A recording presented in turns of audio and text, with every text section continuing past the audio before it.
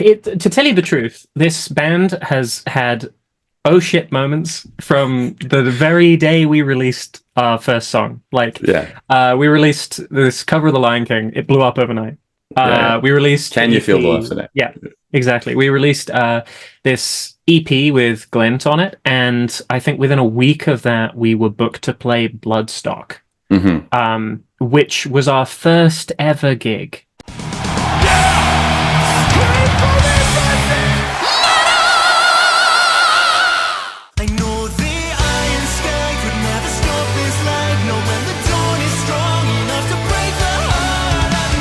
Matthew of Fellowship, thank you so much for your time today.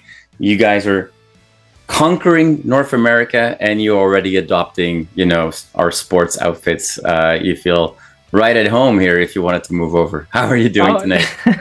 I'm doing really, really well. Yeah, I mean, I did actually buy this on the tour in America, so it was great, super. I feel like I could assimilate pretty well there. The food was great, so I would love to go back immediately and just sort of stay there. Awesome. Now, we are just a few weeks away from the release of the new album. The Skies Above Eternity is coming our way November 22nd. Your second album. Second album tends to be, at least that's what people tell me when I interview them. A second album is a tough one often because all of a sudden there's time deadlines and pressures. A first album can sometimes be, the accumulation of all the songs that you've played in small bars, venues, what have you. So you kind of know it's almost like a greatest hits collection of the early days. And then all of a sudden people like it. In your case, a lot of people all of a sudden like it. You're on the map. You also all of a sudden have to play shows everywhere. So now there's pressure and you're with a label as well. So how different is this experience, if you will, versus the debut album? I mean, you've hit the nail on the head there kind of immediately.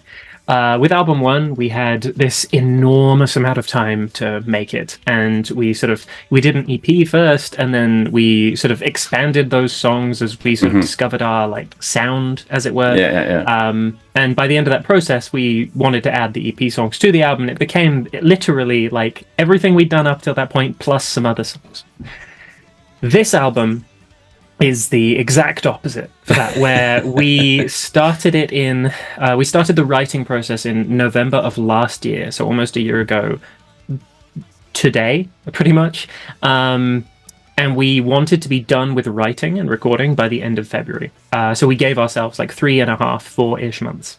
We were finished by the end of August, but because we had those plans to get, February, we started locking things in. We were really confident we could do it, and we almost did it. We got 6.5 songs done, and then the last song just took a really long time because we were all really, we wanted to give the best possible version of the new album, because it's a lot of pressure on a second album. Let me tell you, we do feel that. We absolutely do feel that.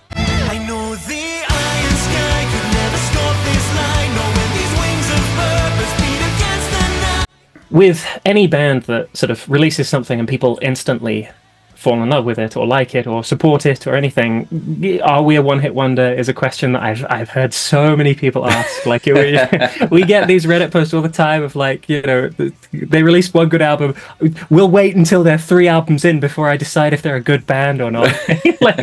We get those kind of comments. So we felt that pressure internally, but at the same time we didn't want to start doing anything kind of gimmicky. That's a real it's not a trend, but it's a real temptation for a lot of bands, that you can go a little bit gimmicky. You can sort of find an audience that way, and you can make your audience really consistent that way.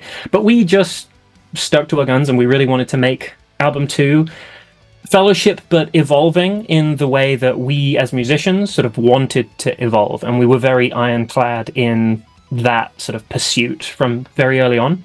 We began the album writing process in November of last year, so almost a year ago to date.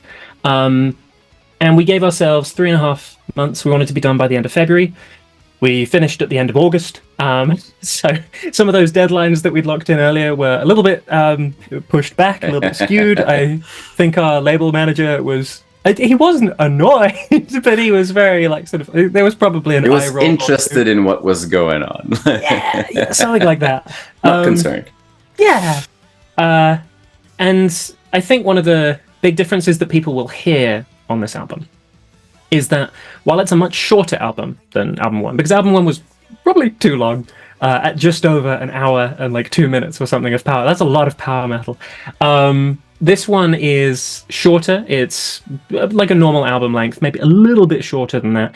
But it's that length because we have put every fiber of our being into upping the production quality, making sure the orchestration goes the extra mile, really tailoring the fine details of this album in a way that album one isn't sort of detailed in that way. And that's not to say that things are changing in a way that people won't recognize. Like, it still absolutely sounds like Fellowship, but there's an evolution in the themes to a slightly darker place.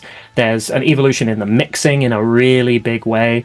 And there's an evolution in the way that we've orchestrated the songs to just sort of capture the essence of what we want our music to sound like and feel like, more importantly, when people listen to it in that sort of triumphant, like, huge sense that power metal is so good at.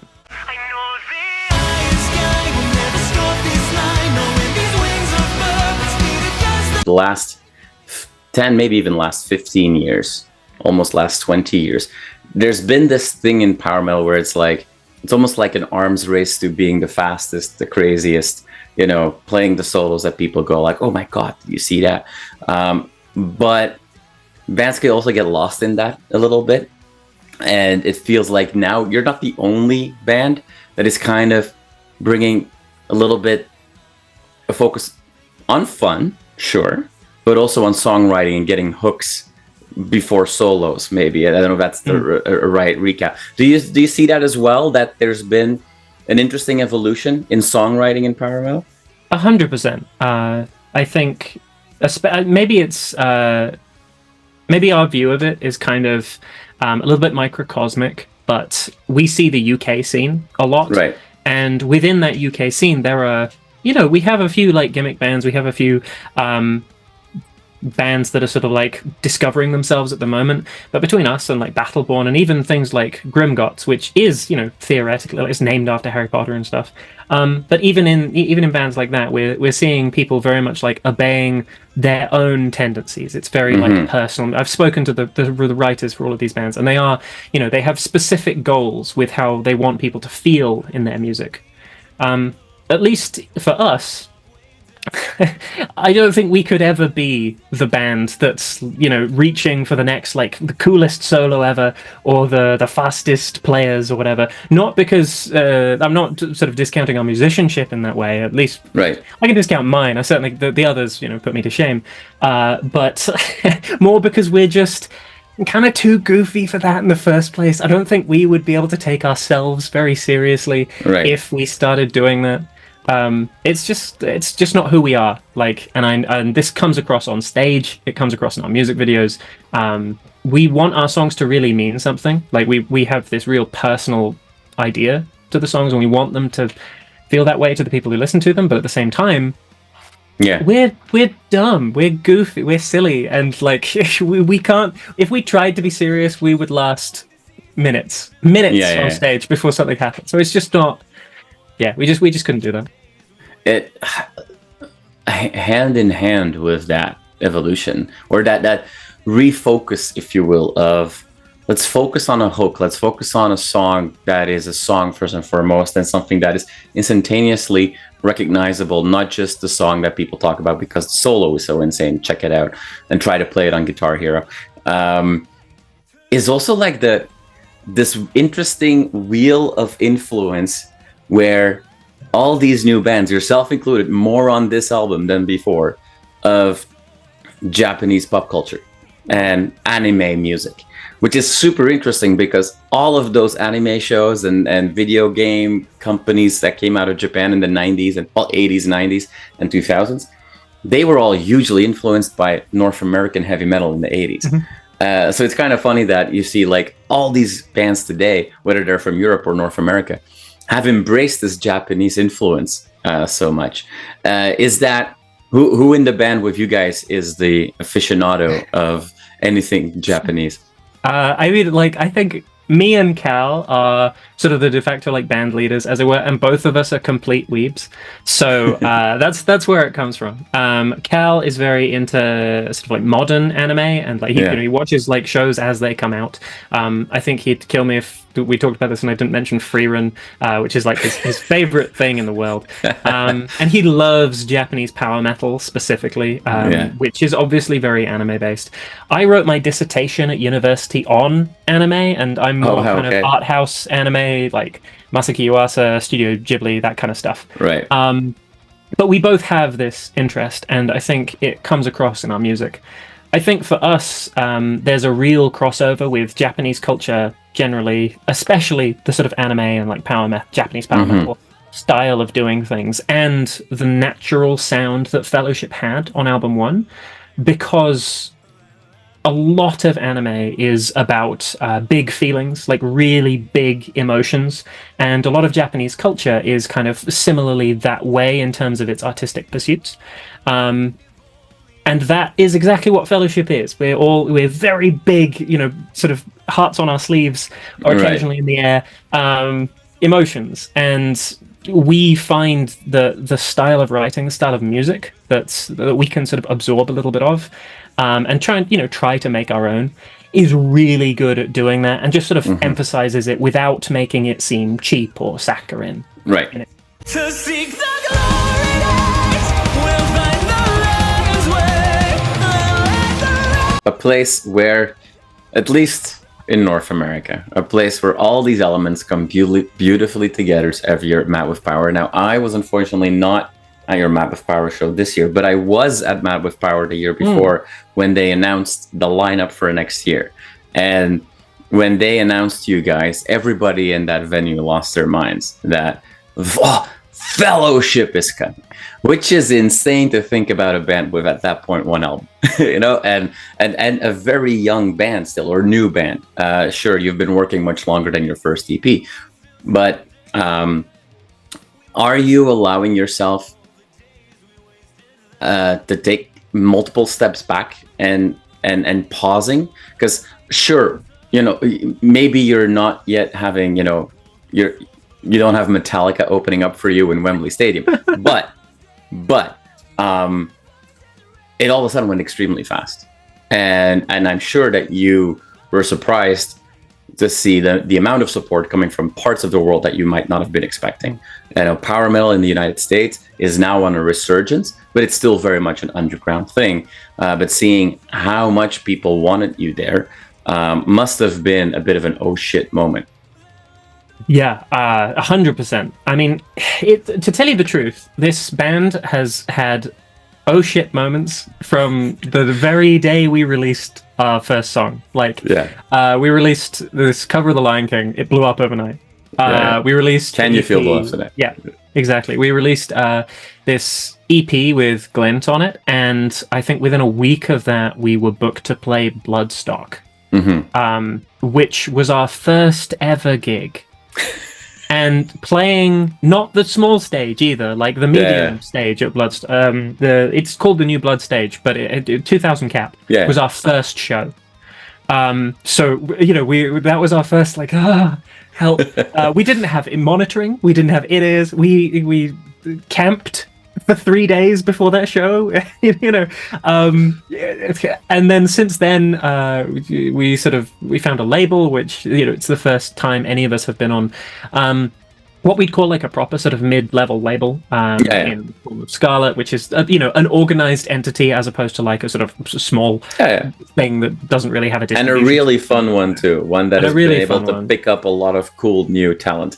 It's like a good trampoline, if you will. 100%. That's exactly for your effort. That's exactly how they described themselves to us when they signed us in the first place. So, much love to Scarlet. And then this email came from Ty, and it came at a really good time because we just played Epic Fest, and Epic Fest had gone really well. And I think if we're being super honest with ourselves, that was the first gig where we felt like we'd sort of figured it out, as it were.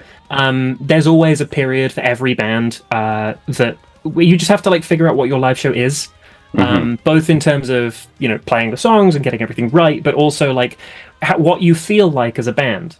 You know what you're supposed to do. We did a Japan tour with Twilight Force. That was another oh shit moment. And that was our, that into Epic Fest was very much us like figuring it out. We then got the call to go to America.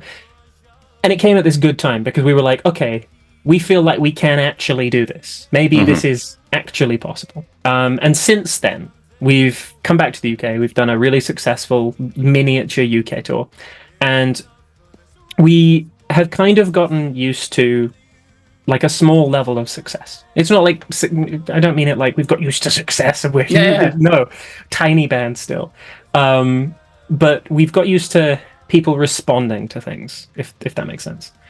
And we really want album 2 to continue that trend, but we want it to do so genuinely and authentically. We don't want it to seem like we're, pushing things or asking for things. We want it to be as genuine and as authentic as it was with album 1 and the original EP.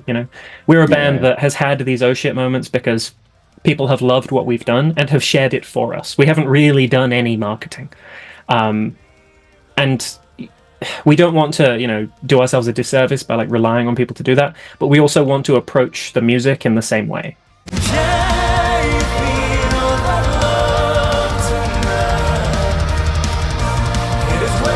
It's great to hear that you've got somewhat of a grounded perspective on that, because you wouldn't be the first band that I interview that gets to play a Bloodsuck or a Grasspop or a Hellfest after their first album or their first EP, and then they walk off that stage with the idea that every Friday from now on is going to be playing in front of 10,000 people, and that is not always the case. Right, so maybe a bit of a double question following the previous one. Are those conversations the band have as well with like, hey, we are going to build on top of that, but we're not every single show in the United States is not going to be headlining Mad with Power, and getting ready for that. But then as maybe the double part of that question is, when are we seeing you again? Because we all know how expensive visas are, whether or not Thai paid for them.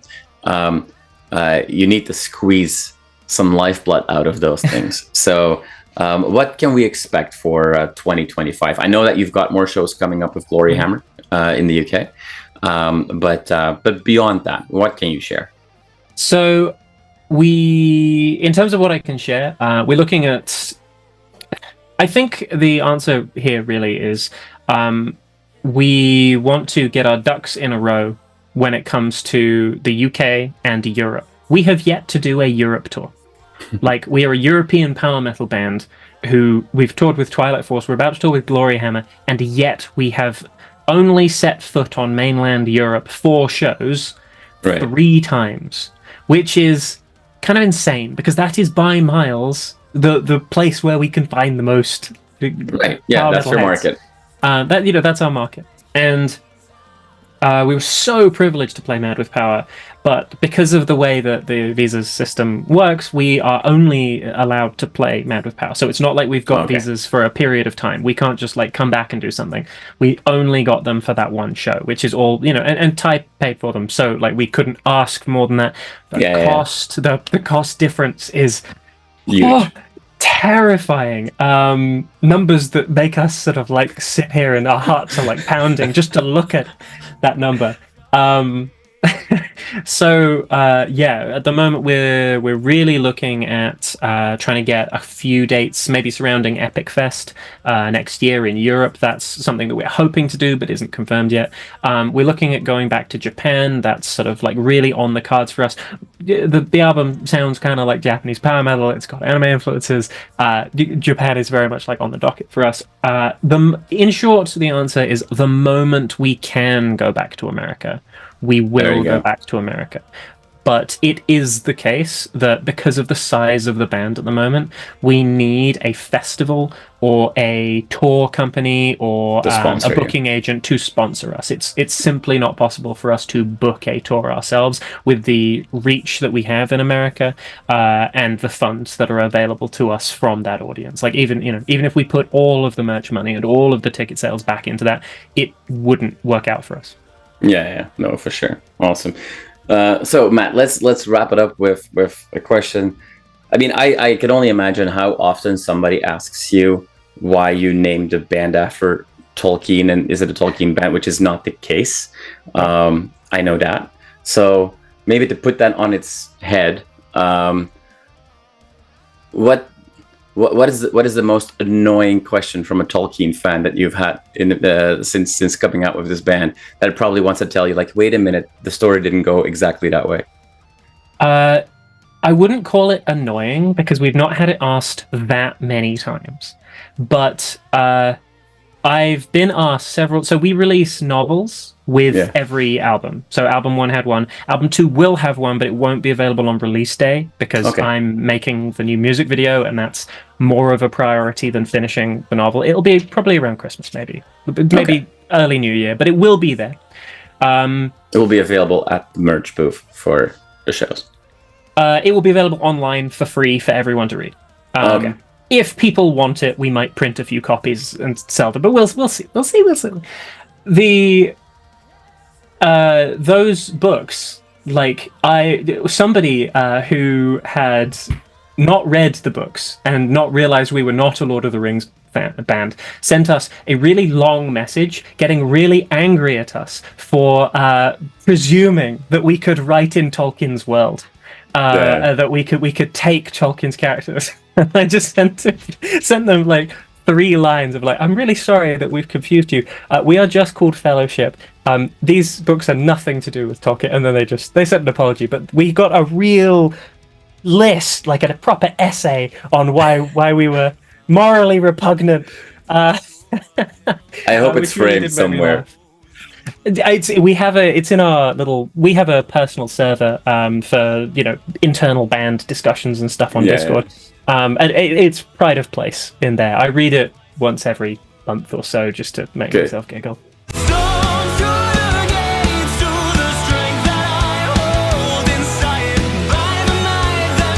It's exciting. Let's just call it that. If there's one word about where you guys are, I think excitement and exciting is the right one. It's cool to see that new bands can pop up and really strike a chord with people across the world, and seeing how well your music is being received. I think that's really cool to see. So I've had a chance, obviously, already to listen to the full album, but I'm excited for everybody on November 22 to have that opportunity as well. And once these guys announce more shows, everybody go buy those tickets. That pre-sales and merch is what we need to get these guys back to North America. So let's help them out. Matt, thank you so much for taking the time this late evening. I really appreciate it, and I look forward to all the reactions of the fans and the Tolkien fans who have a bone to pick with you, they think. Well, thank you so much for your time, and I'd say I hope you enjoy the album, but you've clearly already listened to it, so I hope you enjoy it more.